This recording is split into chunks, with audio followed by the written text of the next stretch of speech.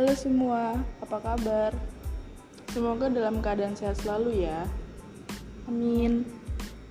Oke, jadi kali ini kita mau bikin podcast tentang sekuritas keamanan dalam isu pernikahan dini. Sebelumnya kita kenalan diri dulu gak sih? Karena tak kenal maka tak sayang ya kan? Oke, mulai dari gue dulu kali ya. Nama gue Dana Nur Halimah. Nama gue Ayuningsih Saltahlia. Desi Andrayani. Rian Maulana Syafi. Halo, nama gue Jihan Kinta Nurkalis. Nah, back to topic nih. Kalian belakangan ini ngerasa gak sih berita sekarang tuh kayak viral tentang pernikahan dini gitu? Ya biasanya sih dilakuin kayak anak sama anak-anak SMA, SMP, bahkan anak SD juga ikut-ikutan loh. Iya benar banget tuh, kayak media pemberitaan lokal dan nasional juga ikut turut membahas isu tentang ini loh. Oke, kali ini pembahasan kita tentang sekuritas. Yang isunya pernikahan dini di masa pandemi yang korbannya meliputi remaja di bawah 21 tahun dari siswa atau siswi SD, SMP, dan SMA yang terdampak pandemi khususnya faktor ekonomi. Iya nih, menurut data laporan dari Komnas Perempuan mencatat selama pandemi ada 30.000 kasus pernikahan dini yang diajukan kepada pengadilan agama. Bulan Januari sampai Juni 2020 ada 97% diantaranya dikabulkan. Nah, ada juga nih kasus yang cukup kontroversial dari salah satu wedding organizer yang namanya Aisyah Wedding. Dia itu mengiklankan dan mempromosikan penggelaran pernikahan dini di masa pandemi. Nah, itu bisa jadi salah satu pemicu pernikahan dini yang cukup meningkat di kala pandemi.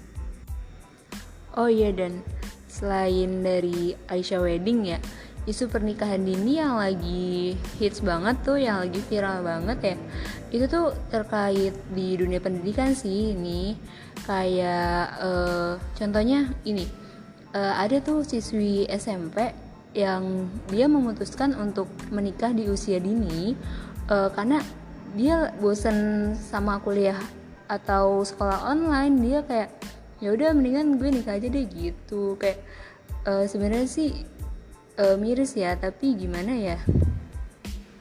Iya kan, miris banget ya. Ini juga ditambah data yang diberikan dari Perserikatan Bangsa-Bangsa yang mana memprediksi dari tahun 2020 dan seterusnya kasus pernikahan dini akan terus meningkat. Lebih dari 140 juta anak perempuan menjadi korban, dan itu setara dengan 14 juta pernikahan dini setiap tahunnya. Nah terus ada tambahan nih dari Kementerian PPPA, yaitu Pemberdayaan Perempuan dan Perlindungan Anak.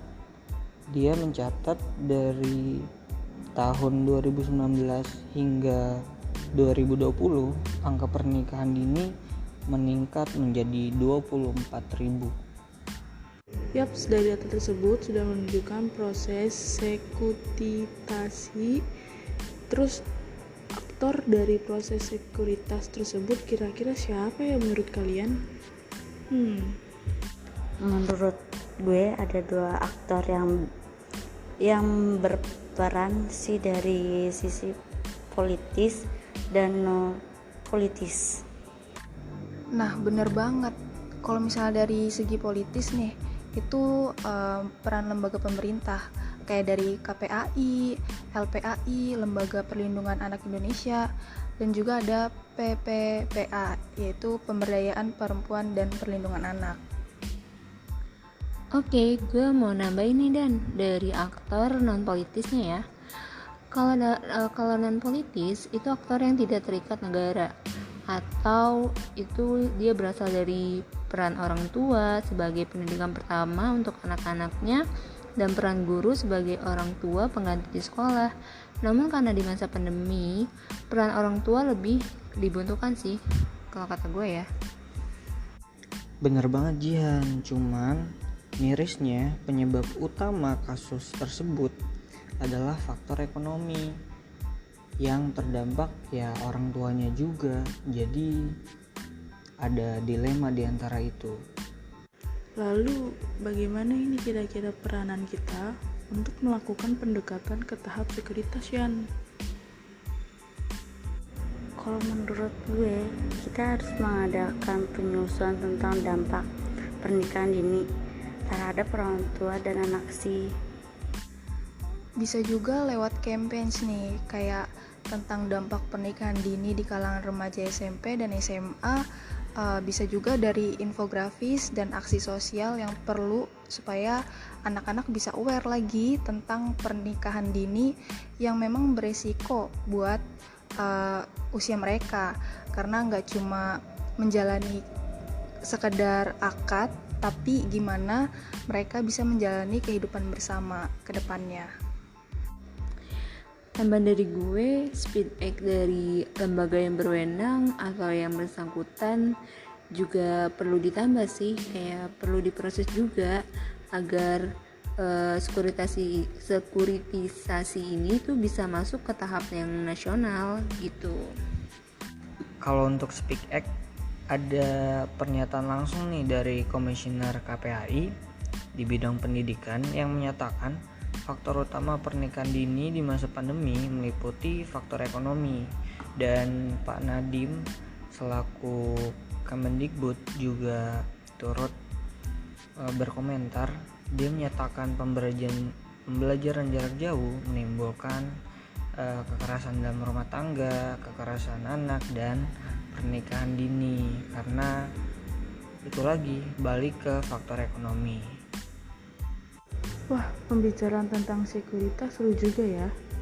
Kita tahu bahwa permasalahan pernikahan dini bisa berawal dari faktor ekonomi dan faktor lingkungan.